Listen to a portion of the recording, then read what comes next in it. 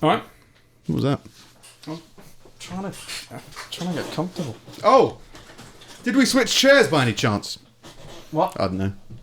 No. No, because my this chair's usually a beast. Well, this And is... you have a go. This is still my chair. Oh, is it? Yeah. Is there anything? Yeah. There you go. It still works. Still works to your standards. Yeah. No, it's to be honest, it's weird to be sitting on the other side. Like... You're on the same I'm normally side. Oh, you're leaning on this side. Now I'm leaning on this side. Now you're leaning left again. Yeah. We went through your phases. We're opening the world up to the other half of our face. Oh dear. Yeah, and just there's nothing here. Yeah. So, just more vulnerable. Before I forget. Got a gavel. Dude, I was looking at those today. It's not great, but it's a gavel. I mean, sound waves. It's too high pitched for a gavel, right? You want... Yeah. But you want donk. Yeah. Yeah. But hey, this was Amazon's selection, so this is what they said. Great. So I guess we start the episode. Quick.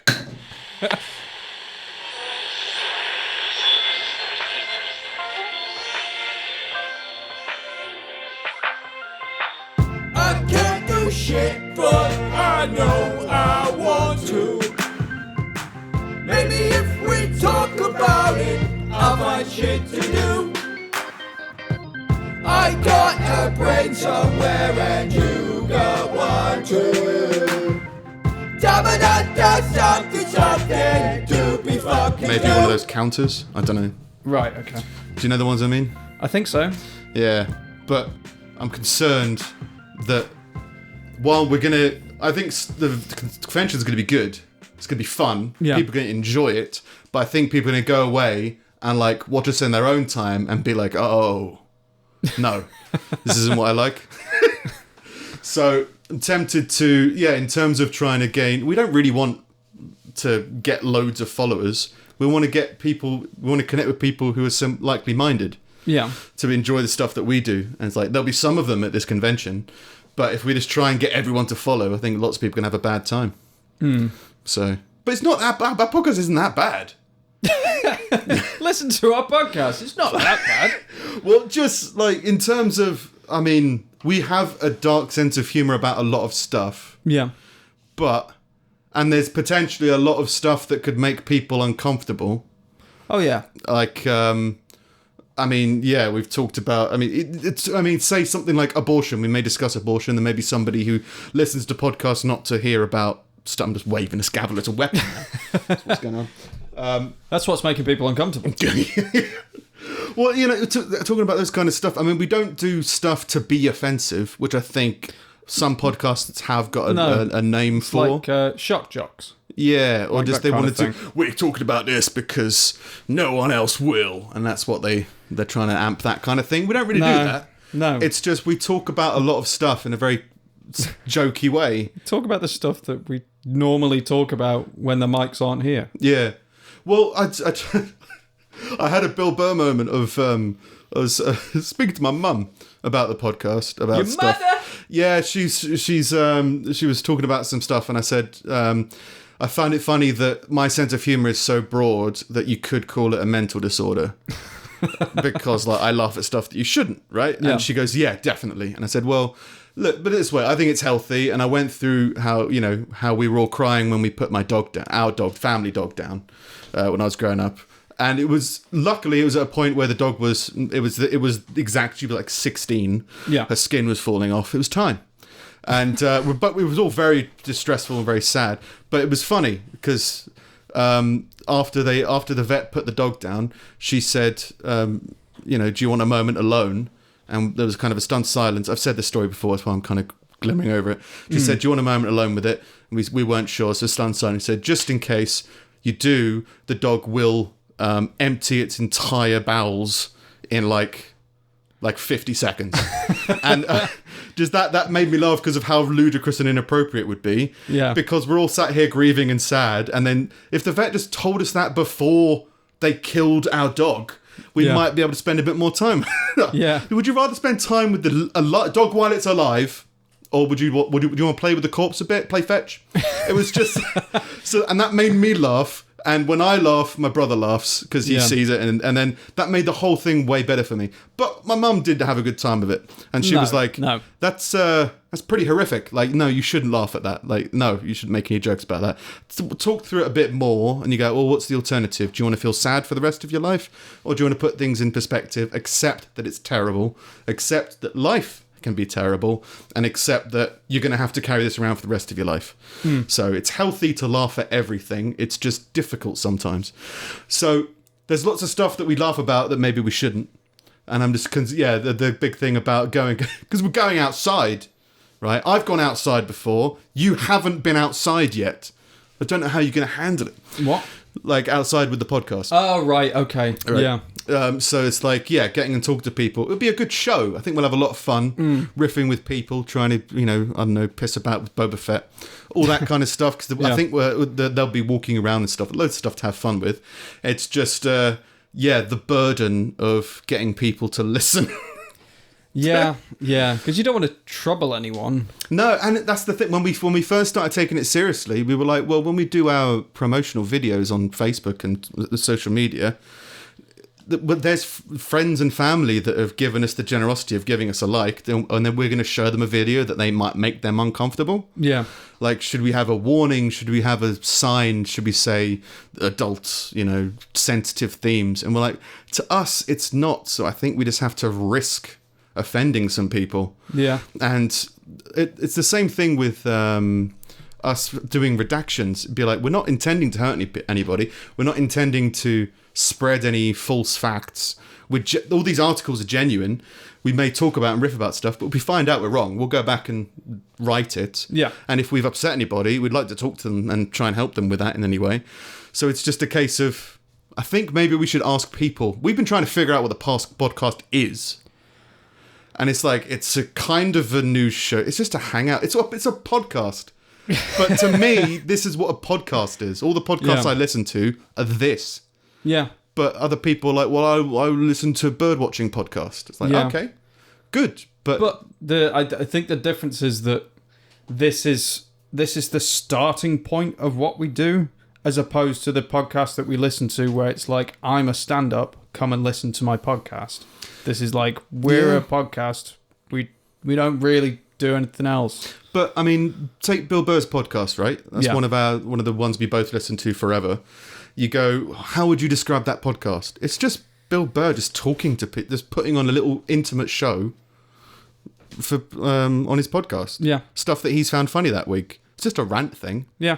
And you go, well, all right, well, is that, how does he market that? You go, he just doesn't. He just does it. And that's what it is. And I feel that's kind of what it is. But in terms of, podcasting people and what it is, trying to figure out what the hell we're doing, I think we just should open it up to the public in our opportunity at this convention. Just ask people, what do you think we are? What are we doing? What are we doing? What are we doing? How would you describe it? And is there the big thing I'm interested in, because I'm always interested in it as a conversation, because I don't think I know it, but is there anything that you shouldn't joke about? I think it's an interesting topic, and there's definitely people who think that you shouldn't, and it's like, well, let's just talk about it. What would it be? And then can we make that funny? And then that could be a minute month. Yeah. Yeah. Us doing the thing that would greatly upset you, but trying to make you laugh about it. You're like, it's always better to laugh about it, isn't it? Yeah. So gavel. So gavel, new studio. Yeah, kind of. That was fun, was it? What? This? It's been. To be honest, I've enjoyed the process of setting it up, like this part of it. Not the decorating bit. Fuck that shit. But just the feng shui. Yeah, but actually, like setting up the office and having think like all the audio equipment is in a drawer now. Like it makes a big difference of not having things trailing all over the place, and it cuts down setup time and even not having the fucking mic arms in my face all day every day, because I can just swing them around the desk. Yeah. Just little things that make a difference, and I feel like it's more aesthetically pleasing now. I can't see your camera. I look better, but I feel better. I don't. Yourself? I feel terrible. Oh right. Doctors are concerned. I had a load of blood taken. They were like, "Wow, that's blood." This is You need to start doing stuff. So I might start doing stuff. Like what? I don't know. Just the demons as well have kind of come back. Angry ones, not sad ones. Just angry stuff. And it's just like, well, always. I love lifting weights. I haven't lifted weights for a very long time. The only reason that it's holding me back at the moment is there's not enough time in the day. I work a lot, and just getting the time either beginning or after.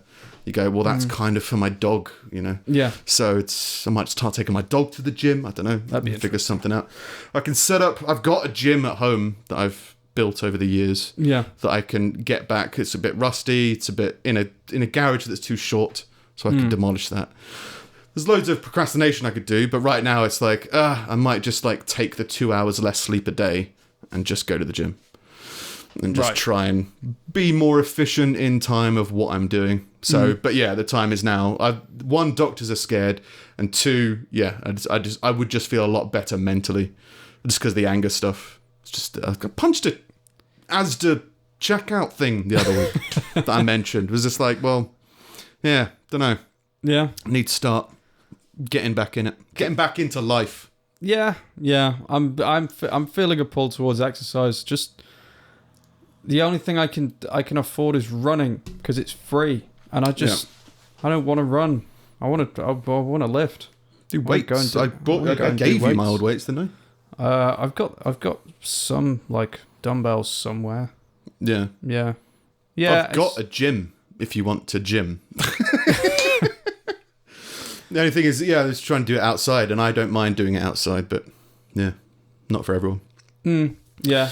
But yeah, there's plenty of stuff you could do. Yeah, I'm sure there is. It's just laziness around it. Yeah. There's a moment of silence. Basically I need to get back on it, and I just think I've always been concerned that I'll just become an amazing person again. Oh, and I was amazing at one point in my life, as in everything. I was at a point when I peaked young, when I was just like, if I get myself into I've got an addictive personality, but addicted when it comes to self-help as well. And there was a point where I was like, no, I'm doing everything correctly. Yeah. And then I got in a relationship, and then that ended the productiveness and the relationship eventually.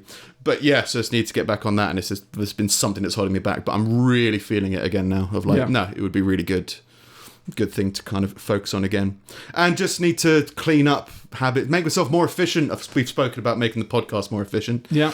Stuff like watching the same shows again. Like, well, I'm not watching anything at the moment. Let's watch another 9 seasons of House. It's just like, I know everything that happens in every episode. Yeah. Not verbatim or anything, but it's like, no, I remember this one. Yeah. So there's no point. I'm only doing it to have background noise. Why can't I have that background noise be something else? Yeah. So trying to declutter my free time, I guess. So see what happens with that. Yeah. But you psyched for StokeConTrent? Yeah, it's going to be good. Yeah, I'm I had a weird moment. I've had a few of them. First one was when I had that video of that crying baby about the dead guy in the loft. Made the first time I used a video segment thing. Oh yeah, and made a promotional video. I was like, this is good. I like this. Another one when I had a runaway idea with trying to figure out how to. The good thing about having a deadline, because that's what this is the deadline of having a performance or a convention thing, is you have to deal with lots of stuff, and you have to figure out lots of stuff. And there was this one point where I was like, oh yeah, I think I know what the theme's going to be, or what the how it's going to work, and how do we prepare ourselves for outside, and be like, well, just make it another episode. Yeah. So record an episode while we're there, while we're setting up, like before it's opened or during or whatever. That can be the episode, and then we do extra stuff with other people. Yeah. Or we do a whole episode with loads of other people, but then it mechanically might get a little bit difficult to manage all that kind of stuff.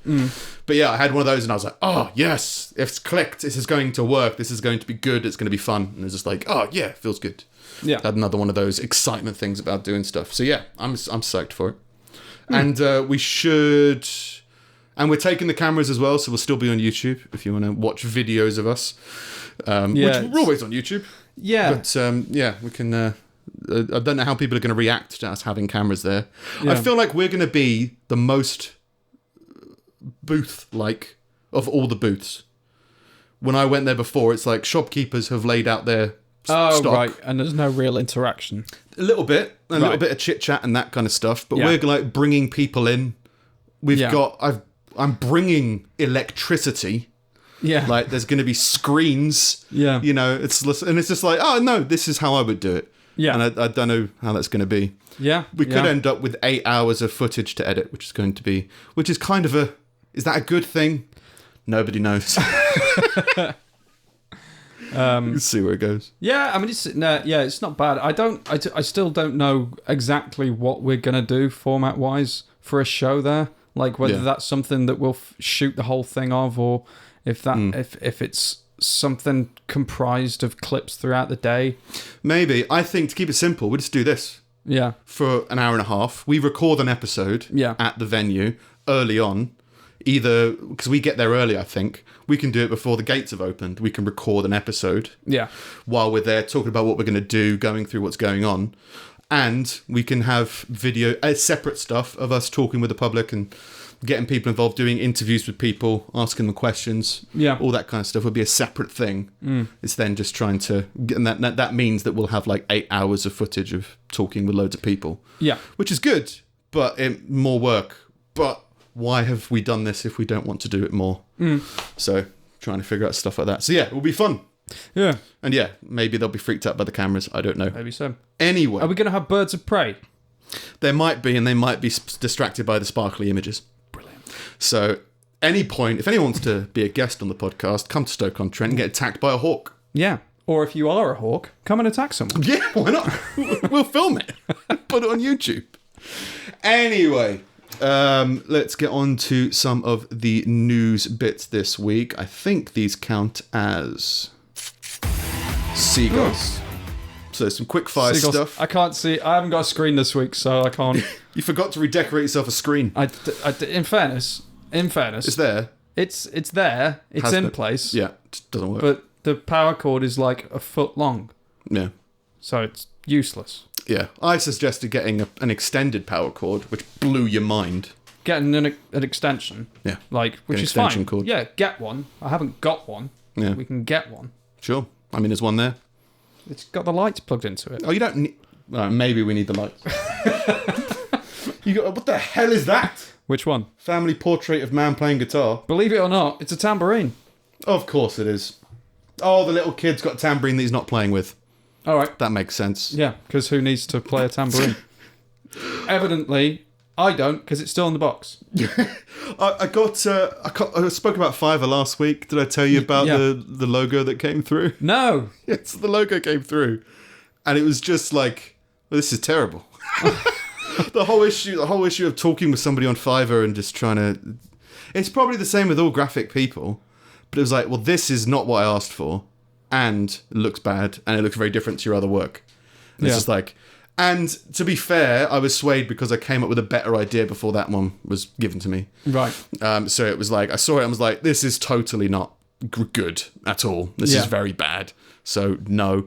But still looking for an illustrator or a graphic artist or something. Can we show it and flash their name up on the screen so people know not to? Well, it was just no. Just all of it was no. Yeah. But trying to find somebody who knows what the message that we're trying to convey. I mean, it's probably the same for all creative people. Trying to understand the idea that somebody's giving, which I thought was pretty clear. The trouble with creative projects is that you kind of have to find someone that you're sort of in sync with. Yeah. And I think it's difficult to do that over the internet. Yeah, and just, I think if we could show them a video clip of us describing it, and that might be a better idea. I mentioned gorilla, so we went really heavy with gorilla, and then it was just like, this is a podcast about gorillas. It's like, no, there's a gorilla demon inside one of the hosts. You haven't conveyed that, so it's not going to work. Yeah, this is entirely your fault. Yeah. Anyway, sorry, that wasn't a very quick fire thing. Quick fire! Seagulls! Fiverr's shit. We want a better one. I got in touch with the local comic place, and they said they'd give us some names of some people, and there'll be some at the convention, I guess. Cool. But anyway, quick fire. An Israeli woman who mistook wasabi for avocado at a wedding has been hospitalized with broken heart syndrome. So she thought she was having guacamole or avocado. She actually had like a bowl of wasabi. Oh. And she found it very heartbreaking. Her heart didn't work anymore. She was betrayed. She got an emotional illness from eating too much wasabi. Basically, it's called Takotsubo cardiomyopathy, which could have been triggered by eating wasabi. The British Heart Foundation states that the condition, which prompts your heart muscles to suddenly weaken, can occur at any age, but usually affects women more than men. Symptoms can include chest pain, breathlessness, and palpitations. Am I right in thinking it often affects people who are like grieving or? I think so. Something. I think that's why it's called that, is because it's usually to an emotional trauma. And maybe it's Or nothing buffet. to do with the wasabi, but she's grieving over the guacamole that isn't there. It didn't have it, yeah. Yeah. She bit into it, was so betrayed. I was going to put wasabi on my nachos. Oh, Yeah. Great. Can you put So grieving avocado for her on? nachos because you can't eat those now. Yeah, now their heart's just really weak. It's a feel-good story. I thought it was a quickfire story. Quickfire story. In another quickfire story, this is the one that I wasn't sure was funny. 2 children have been beaten to death in India after they were seen defecating in public. Why would that not be funny? Because... It'll go on to say, just give us a bit of breathing room. We make jokes about stuff maybe you shouldn't. That the victims, a 12-year-old girl named Roshni and Avinash, a boy aged 10, were cousins from the Dalit, formerly untouchable community. They're not untouchable anymore. Maybe they're dead. 2 men, brothers from the upper caste Yadav community, have been arrested on suspicion of murder. The attack took place at around 6:30 a.m. on Wednesday in the village of Bavkhedi, Madhya Pradesh state, at almost the precise moment when 7,500 miles in New York, India's Prime Minister was being honoured by Bill and Melinda Gates Foundation for his work to eliminate open defecation. Okay. So in America, the Prime Minister of India, did they say Prime Minister? Something like that. Yeah, India's Prime Minister was being handed an award for discouraging open defecation. At the same time, open defecation was happening and they were beaten to death. If anything's discouraging, death. Yeah, death's pretty discouraging. They're not going to be repeat offenders. Is that award worthy? Well done for encouraging people not to shit in the street. I guess. I mean, it's a genuine. It's a problem with society. I know it's a big issue over there, just because in America as well. In America I've only heard about it. Yeah, in San Francisco where there's like a big homeless problem, but in India, I think a lot of it is because most of the houses don't have plumbing. Like they don't have. There's like public access to water, but the houses aren't plumbed. A lot of them. Enough.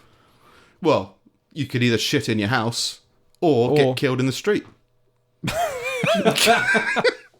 Police believe the children's attackers took pictures of them on their mobile phones before, in quote, beating them mercilessly with sticks, resulting in death. Well, at least they took photos of their murderers. Yeah, and they're trying to get that done. So that was fucking.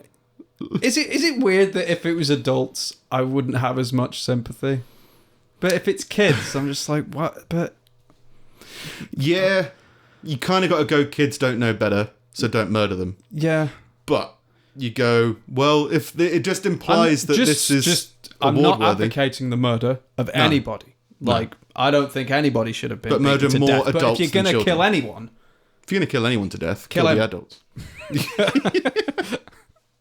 Beaten with I mean, it could be unintentional murder, but beating someone with a stick for taking a shit. Yeah. If they're under 18, let them do it. Hey, if they're under... One of them was 12. 12 and 10, I think Jesus their ages were. Christ. They're under 16. Yeah, shit what you want. don't shit in the street. It's really uncivilized. Beats them to death with a stick. You'll get killed. That's the quick fire stuff. Oh, this could... Oh, well, yeah, this is technically a video that I don't have in this folder. No, I do. Brilliant. It's a bit... romantic. Romantic. Nice and romantic. Oh. It's longer than I remember it.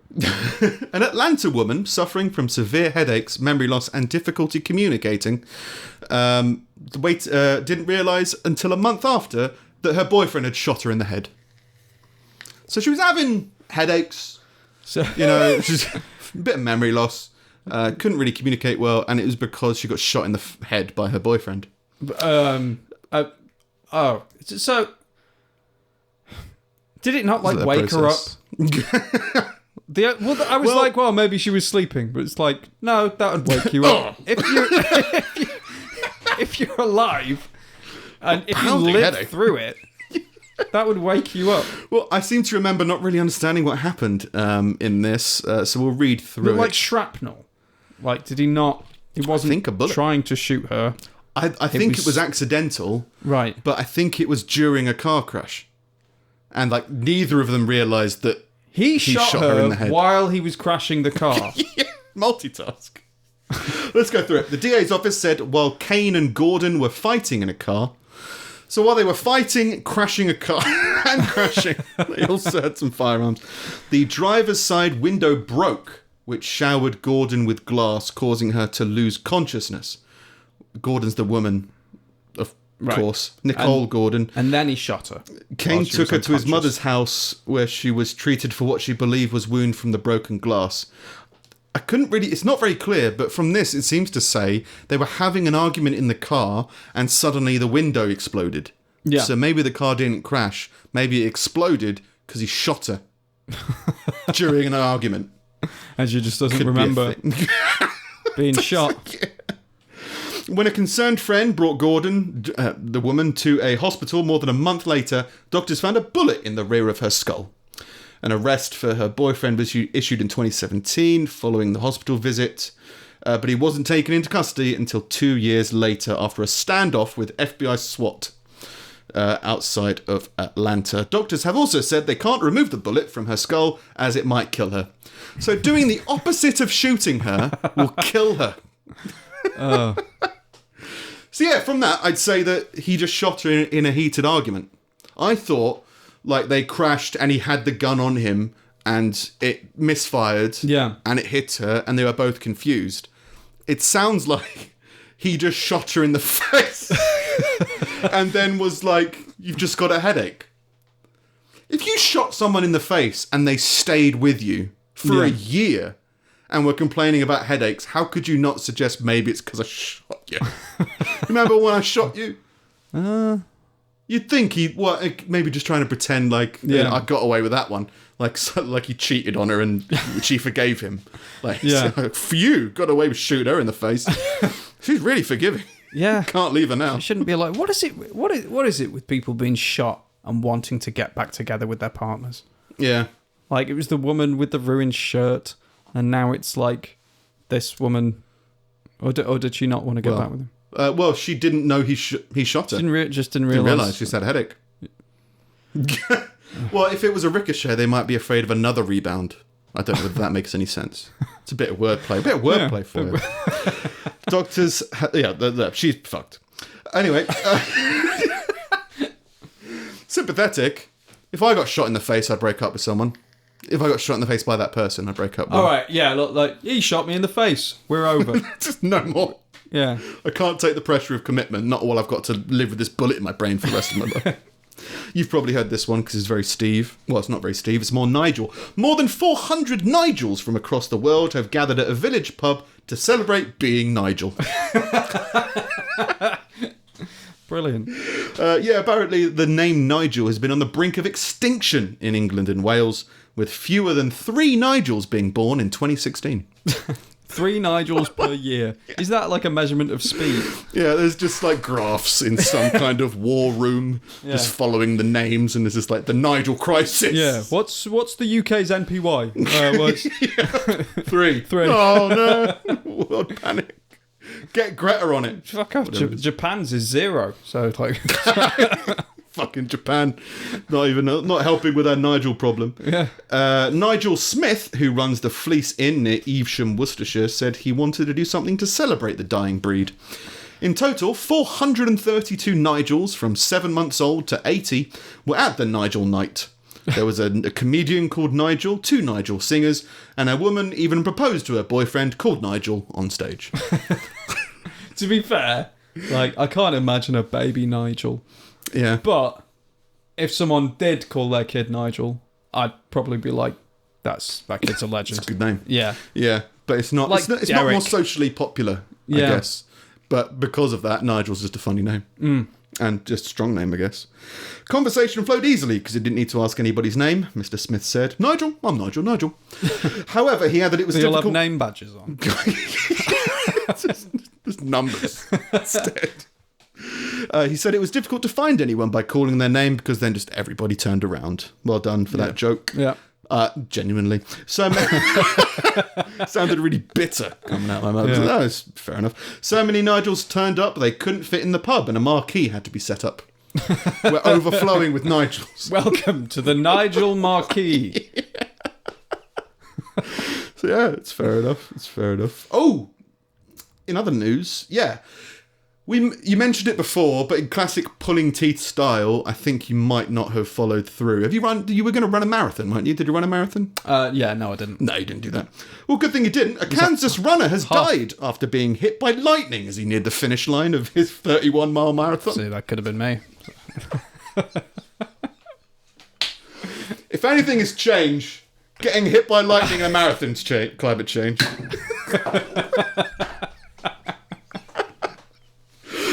Oh, lightning's hilarious. That's has a always sign been funny. from God.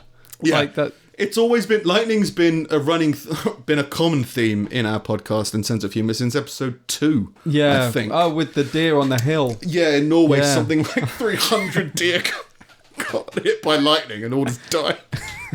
And there were like others left dying, and it was just Yeah. like that's a imagine seeing that. Imagine being at a marathon finish line and being like, you can do it, just a little bit. Bang! Fuck!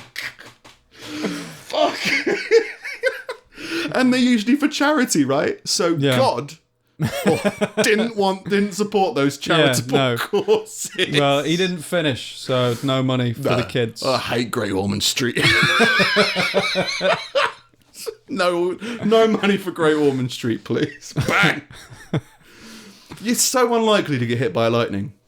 Yeah, When it's- running as well. I don't know whether that makes it more or less. I guess there might be some more energy in you to be attracted to lightning, to the sky. But like, it's a marathon. There's going to be trees and stuff that it could maybe hit, although maybe it doesn't Yeah. hit trees as much as It's just the fact that there's like does. there's crowds of people and like The and one yet you're person in the doing a good streets thing. and it's the one person in the middle of the otherwise empty street that gets hit. Yeah, who's just got their second wind as they've seen the finish line and been Yeah. like, oh, this has all been for something. Just bang. Harsh, but that's an example of the, maybe people don't want to hear that. Yeah. Or don't want to joke about that. But that's fucking hilarious. Right? If I'm gonna, and when I say that, I'd love for, if I was gonna die like that, I'd be happy dying like that. That'd be a great way to go. Yeah, that's not a like that's a pretty good gravestone, but it just has to be worded properly. Yeah, ran to heaven or whatever it was. Because it's not at his expense. I guess it is because we're making light of the grief of these people. Yeah. But if you died because you got hit by lightning, I'd be fine with that. Yeah. Yeah. Because it would just be a constant laugh that's happening for this horrible situation. And it's because I think what it is, to knuckle this down very briefly, is the reason people don't want to laugh about stuff is because they feel like you're taking away from their pain, or you don't want to. They're trying to avoid the reality of death. Is what I think it is in this example. And if you accept that death is inevitable and it's going to happen and life is a bastard, there's nothing you can do about it. If you're going like, if we don't make jokes, maybe his family will be happier. You go, I can kind of see that. But if people make jokes about my dog and how my dog died, that story makes me laugh every time. Helps me get through the whole thing. It's just a case of not trying to hide away from it, I think. But there's a good reason for people to hide away from things. It's just not permanently. Right. Sometimes you need your own space, and that's where you get all these insensitivity, trigger warning kind of stuff. Stuff like, take something like homophobia, right? Homophobia is a hate crime. It's a terrible thing to do. But someone's resistance to homophobia needs to increase if they're to exist in the world. Right? So when you're first at your most vulnerable and raw, you may want to hide yourself away from all the homophobia going on in the world. If it's inevitable and you accept that people are bastards, and there's always going to be some dickhead on the internet who's going to throw insults. Yeah. When you first realize you've got that vulnerability, you may need to hide away from it for a while. But if you want to function in reality, in the real world and interact with people on the internet, you're going to have to accept that people are going to be homophobic. So you just have to build up your resistance. So yeah, for a brief period of time, if you're grieving, for example, then yeah, maybe this might not be the right thing for you. Might be, as in laughing about it, whatever. But yeah, you need to be brought back into the fold, I think, of general population, where you have to be like, yeah, he's a dickhead. You just have to laugh it off or make fun of him, or you can't let it affect you as much as it does forever. You need to build up resistance. So yeah, lightning included. There are reports of strong to severe storms in the region ahead of the race. 17 others. In the US this year, 17 people have been killed by lightning. In a Facebook post on Sunday, organisers of the Flat Rock race wrote, Thomas's family said that the chances of being killed by lightning strike are about 1 in a million. And, I'll add regrettably, Thomas was truly a 1 in a million guy. Right. So, 1 in a million guy is going to die in a 1 in a million way.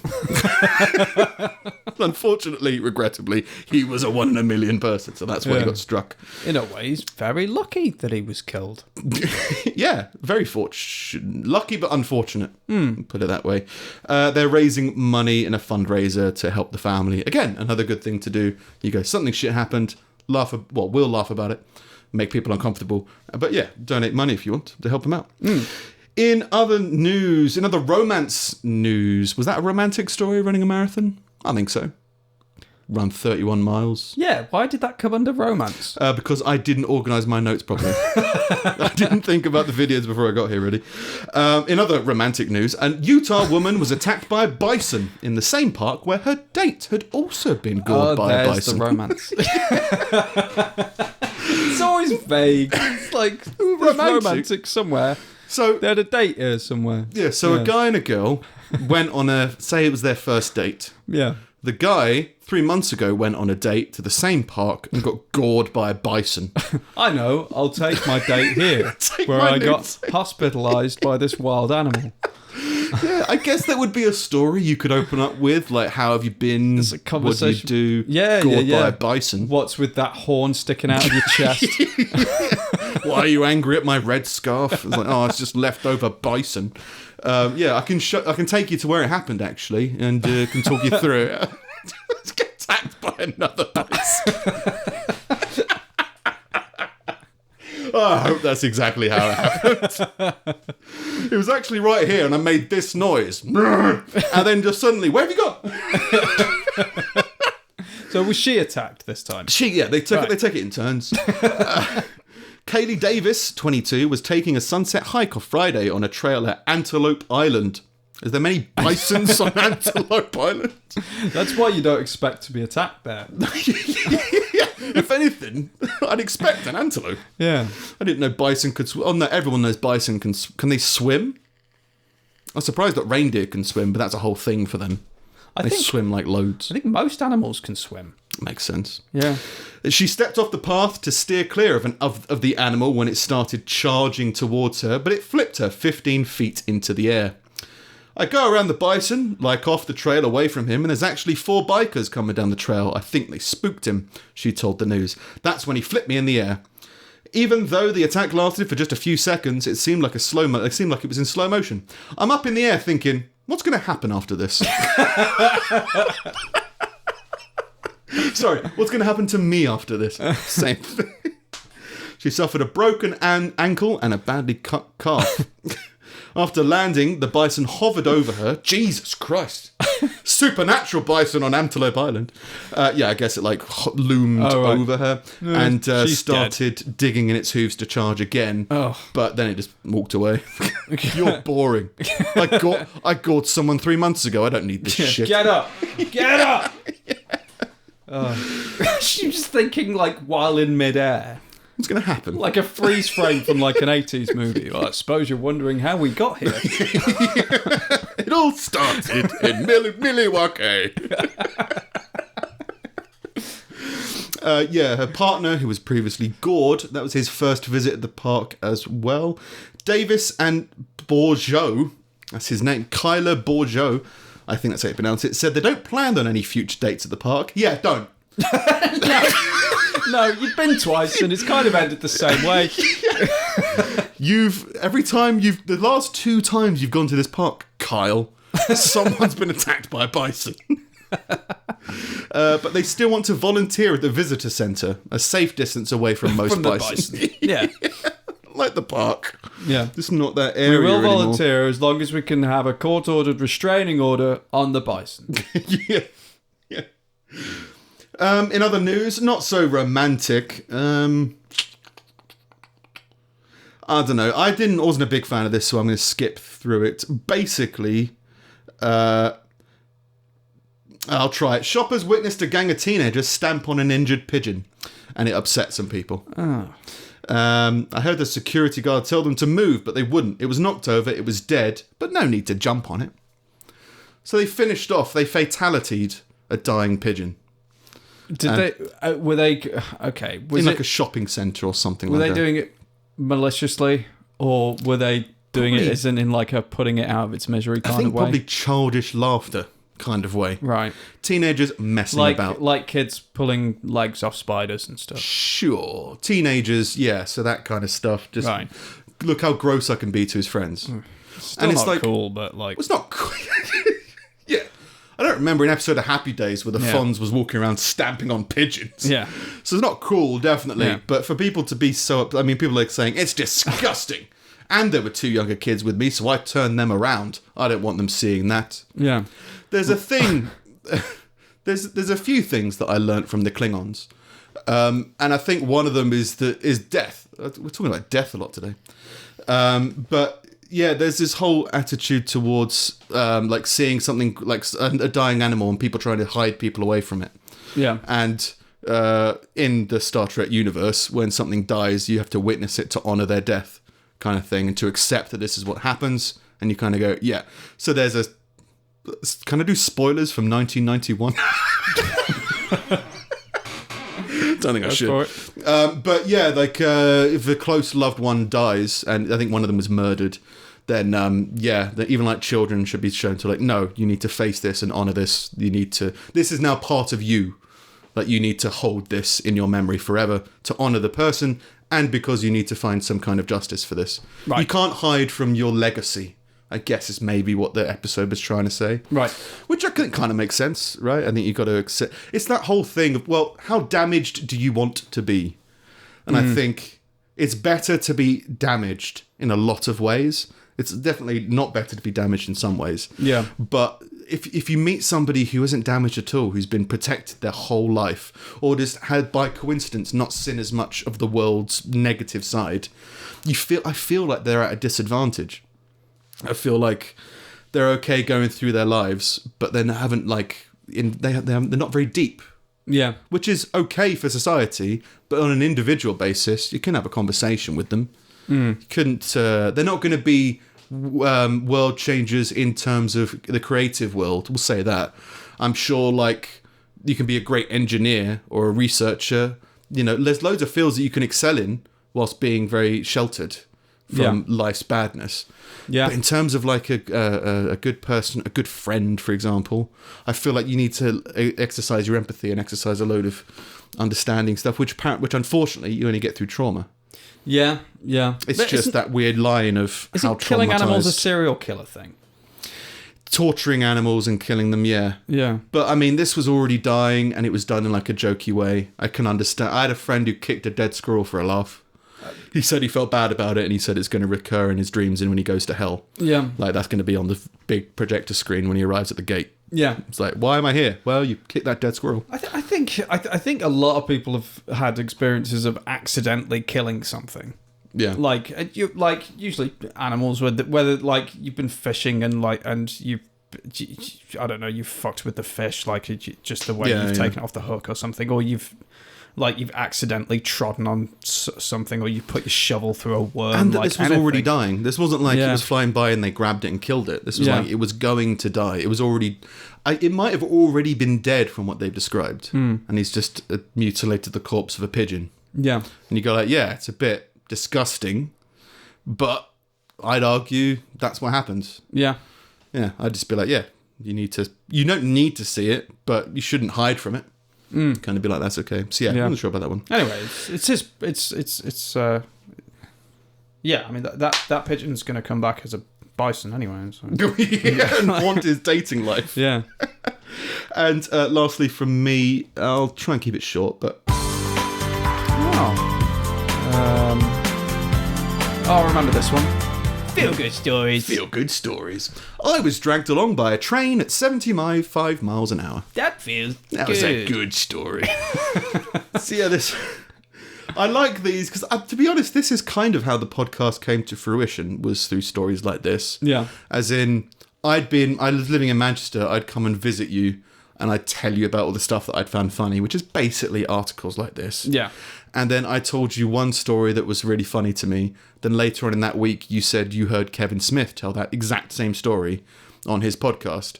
And it was about like a guy's vendetta against a crocodile. Yeah. And it was like we were both saying it in the same way. It's like, oh no, yeah, it's been quite fun. Maybe we should try doing a little bit more about this. And it's just these amazing epic stories that happen. Yeah.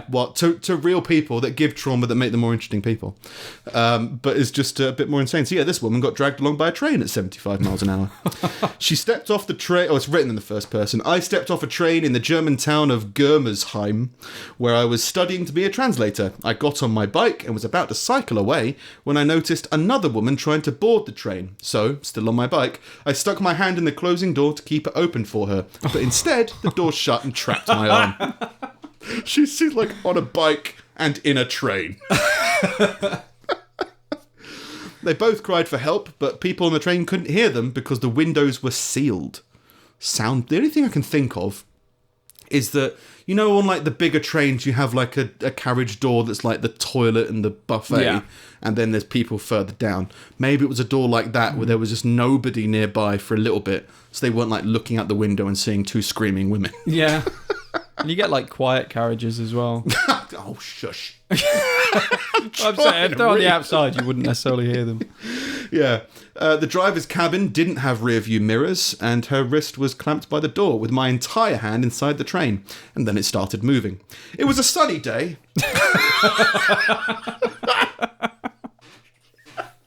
Just to set the scene, I'm screaming, train's moving, sun's out. It's a good day. I hope everyone's wearing their sunscreen. Yeah. I was wearing a t-shirt and a jumper knotted around my waist, long trousers, sunglasses, and a backpack. More dramatic. Why She's are you- got a backpack on. Why are you telling us what you're wearing? It's dramatic enough that she's on a bike. Yeah. I'd love to... Well, no, they'd probably... Anyway. At first, the train pulled me along on my bike. Okay, then she kicked it away and was dragged along the platform. Oof. I managed to grip my trapped left arm with my right hand and pull up my legs. So, like, yeah, she's in the door, she's grabbed like that, and then she's lifted her legs up, so she's just kind of hanging by Christ. her own hand. Ugh. Which is not great, because if the hand does come away, she just falls under the train, right? Yeah. So, not perfect. Well, you need you get a purchase against the side of your carriage, like you're abseiling with your feet, and then if your wrist does give way, you just launch yourself with your feet. I guess. I forced myself to focus on trying to survive. Yeah. Don't start writing, your memoirs. Yeah. Don't no. start start thinking about what you're going to have for dinner that evening. No. Focus on staying alive. Yeah. I am I 35 really like years that old. bike. I bet when I get back, it's not going to be there. Yeah, typical. I am 35 years old. Cool. I had previously trained as a contemporary dancer. Oh, you're going to dance yourself? Yeah. Now's the time to reinvigorate my dancing Yeah. career. Susie's got a wonderful interpretation of the 747 from Norwich. People, that woman's dancing on the side of that train. And I still take tango classes. She's going to tango with it. A tango with a train. I also enjoyed indoor climbing. Okay, so she's got an advantage. I'm not 100% sure about the dancing. I know all dancers need to be physically fit Good and strength. nimble, stretched. Yeah. I'm not sure about tango dancers stretch. being more so than contemporary dance, but she's got both. As a result, I was fit and nimble. I knew it was 8 minutes until the next stop in the town of Spire. I needed to cling to the train for that long. So good. And I do, when the pressure's on, your brain does help you out as much as it can. Yeah. It's like 8 minutes. You just need to be on here for 8 minutes. Yeah. You've done indoor climbing. You know the foxtrot. Plus, you'll be fine. What's the alternative?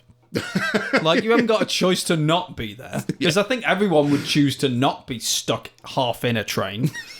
Like, if the option was there. Yeah. I'd rather be at tango practice. Yeah. I was familiar with the route and knew that there was a curve ahead, and I could not remember if it was to the left or the right. If it was left, I would be flung off the train by centrifugal force. Don't boast about your GCSE physics. Yeah.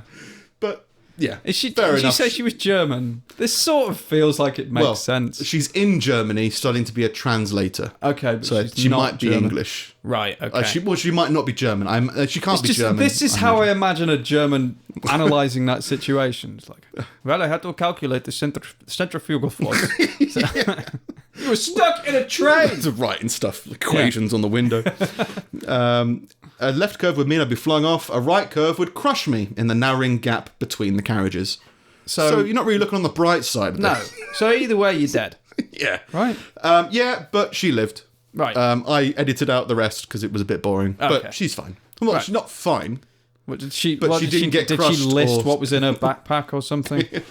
Well, the mental fallout was terrible, basically, is what she's saying. She couldn't sleep. As soon as I closed my eyes, I was clinging to the train again.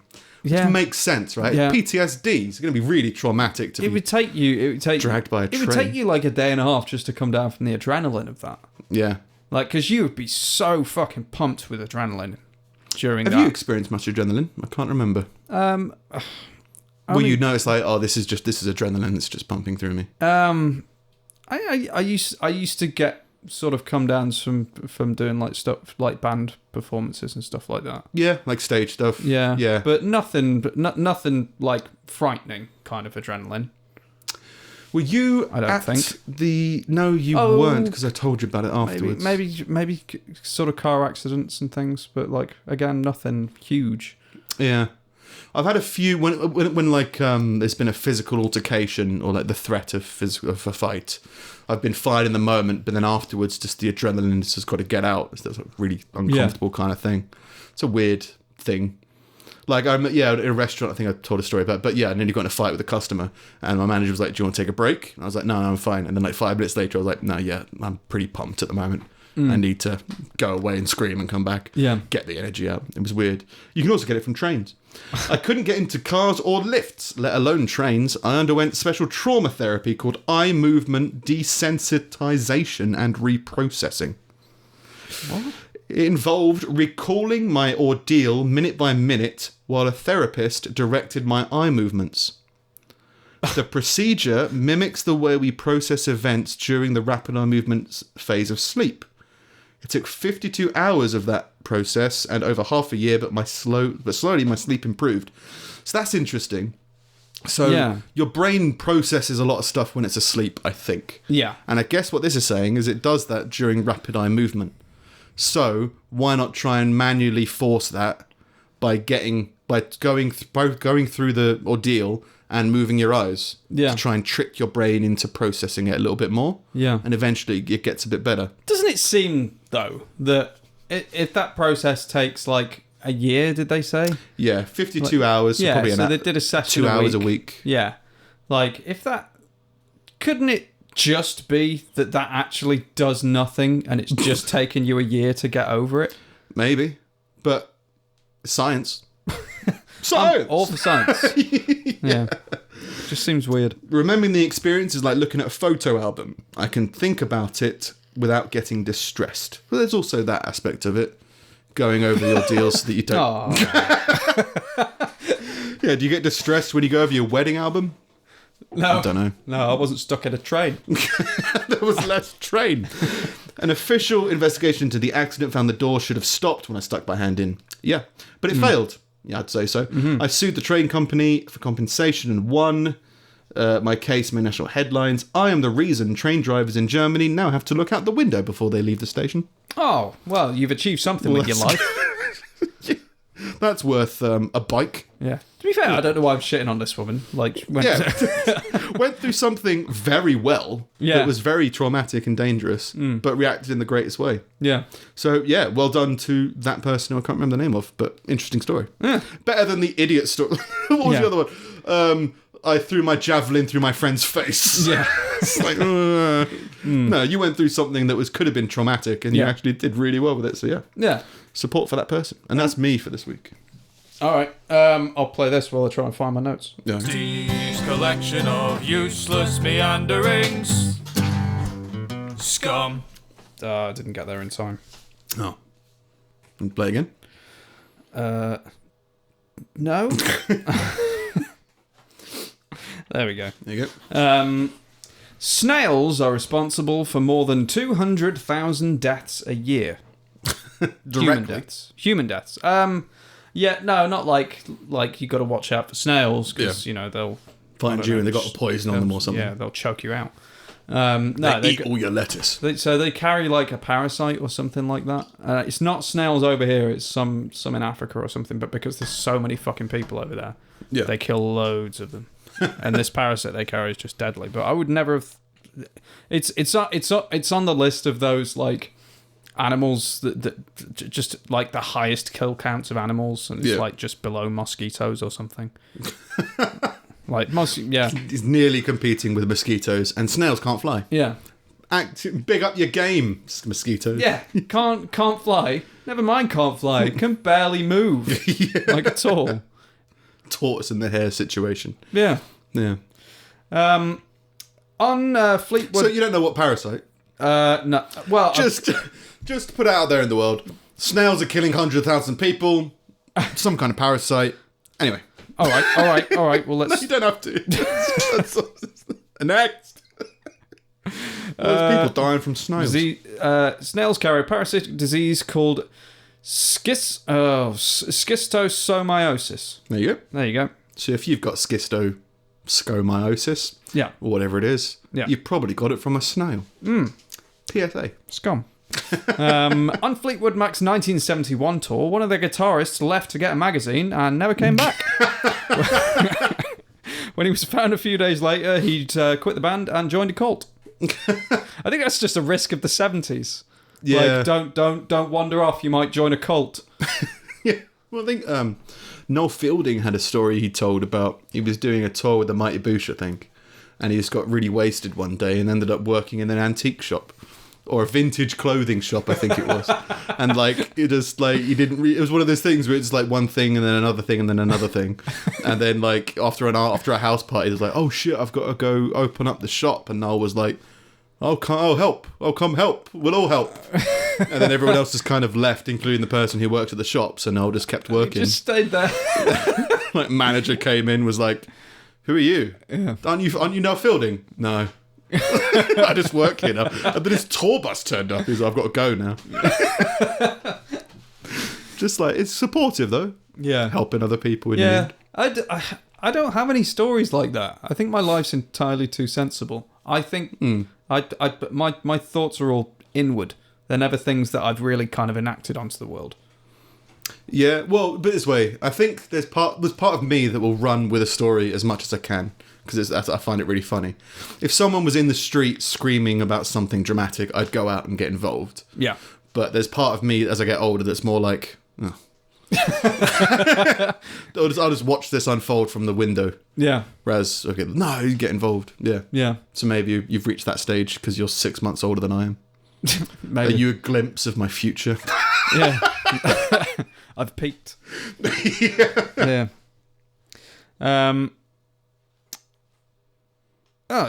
During the Battle of Lexington in the American Revolution, there was a tense 10-minute standoff between the British and the Americans. A local mentally ill man took this time to wander between both sides to try to sell hard cider. Cider? Anyone want a cider? Everyone's got guns, and there's just this... just this ill guy just wandering down the middle, like, offering people cans of Strongbow. Yeah, just try to ease the tensions a little bit. Yeah. I don't know whether he's motivated purely by profit. If that was the case, he wouldn't be stood in the line of gunfire. Yeah. You don't get much profit when you're dead, so I imagine he was more just like, oh, for God's sake, everyone's being so dramatic. Everyone drinks, everyone's fine. Yeah. Shut up. This has been going on for a while. Yeah.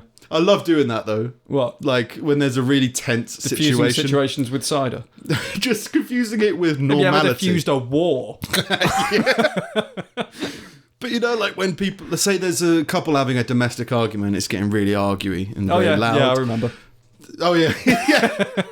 Oh yeah. And then just be completely ordinary in it. Yeah. Just like in the middle of this huge heated argument, like, fuck you, you're just like your mother, you're terrible in bed. You guys see Fargo? Fargo's amazing.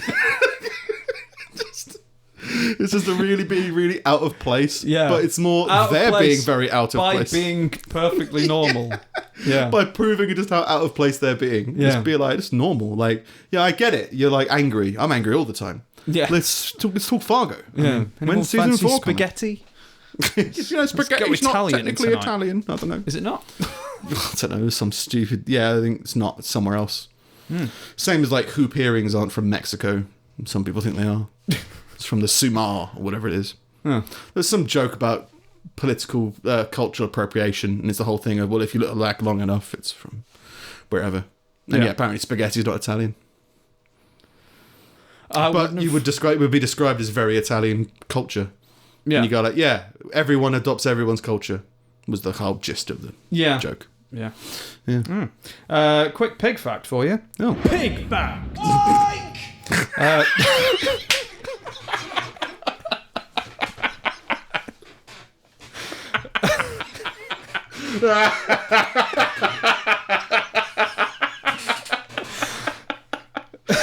Oh, sorry, that took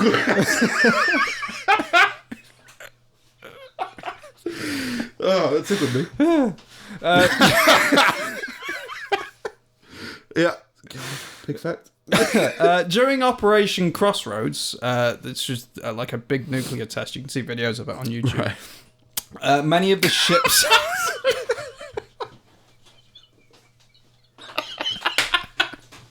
Yeah, it was good. Yeah.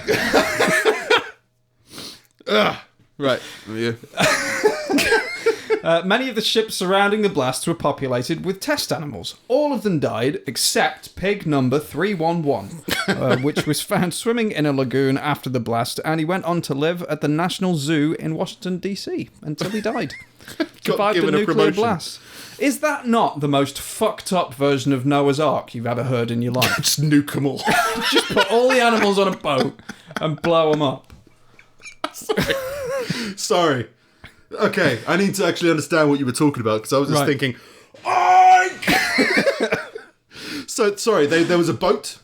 Right, so it's a nuclear test site. Yes, I got that bit. It's like done out over the ocean. Like, okay. If you watch like nuclear bombs on YouTube, you'll normally see this test that they did. So they nuked the boat. They put loads of boats in the water to see the effect that it would have. Right. And they filled the boats with animals. Yes, okay.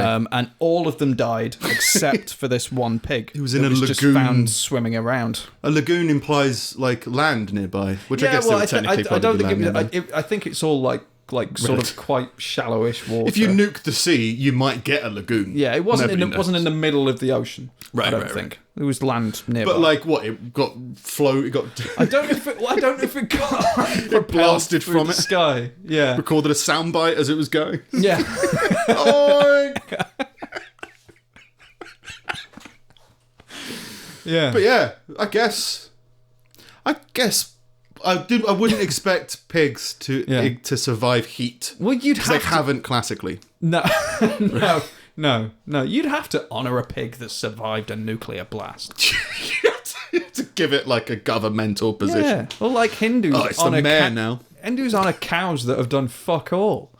Like if a pig's like survived a blast, like it's practically a superhero. Yes. Why is this pig opening our hospital? That pig survived a nuke. Fair enough. That pig is nuclear war proof. Yeah. Not even like from a distance. It was in the cloud. Gotta let him open up the hospital. Especially like the radiation ward. Yeah. Yeah. Yeah. Hey, that was a pig fact. Pig fact.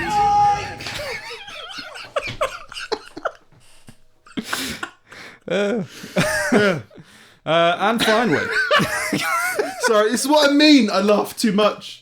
It genuinely makes me laugh. I just think repeat it over and over in my head.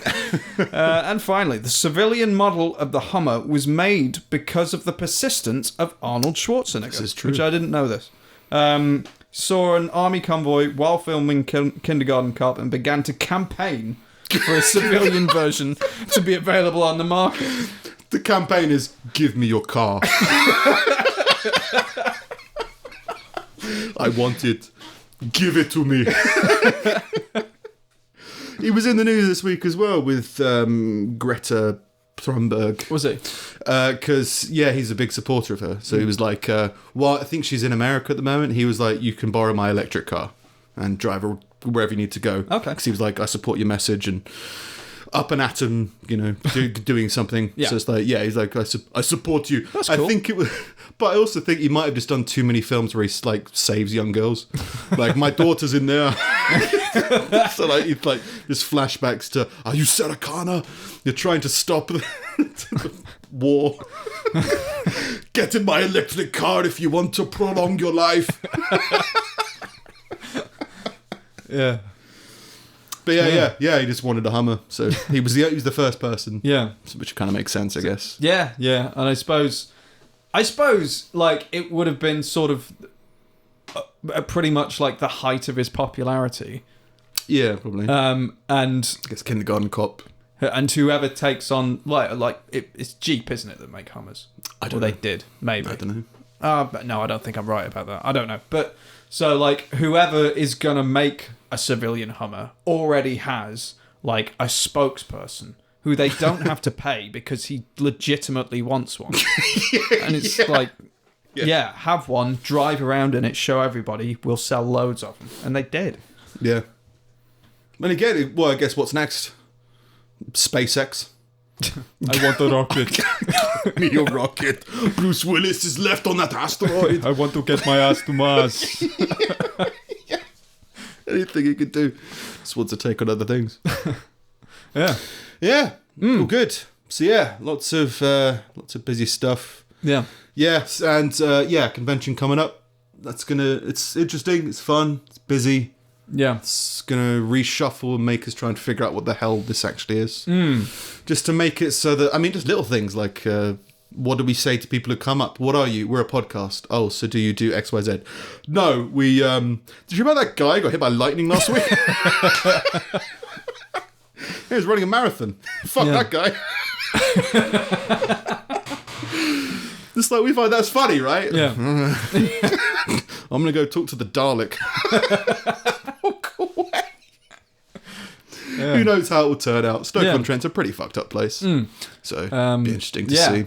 So like it's on October 13th, which is a Sunday. Which is the Sunday after this comes out, I think. It's held at Staffordshire University on the Leek Road campus in Stoke. Yeah, near StokeConTrent station, basically. Yeah. How much are tickets for it? Like 20 quid. Yeah. If that. Right, okay. 12 to 20 quid, something like that. Yeah. Loads of people there. If you want to get a look at it, I made a featurette video about it, which is on our YouTube page. Oh, right. I haven't seen it. Yeah, you have.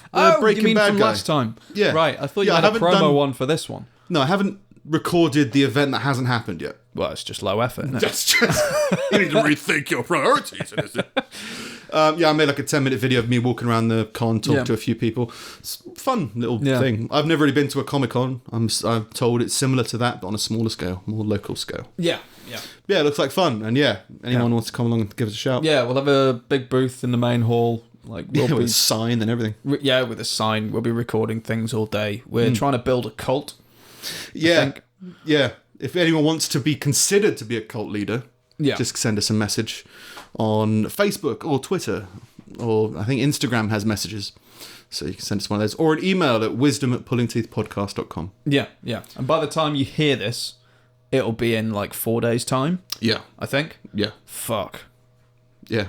Well, you haven't done anything for it yet. No. I've done shit tons. Yeah. But I'll fill you in on it after the podcast, because there's some stuff that would still be good. All right. I've been at Sing It Steve. Yep, and I'm at Nick Snip.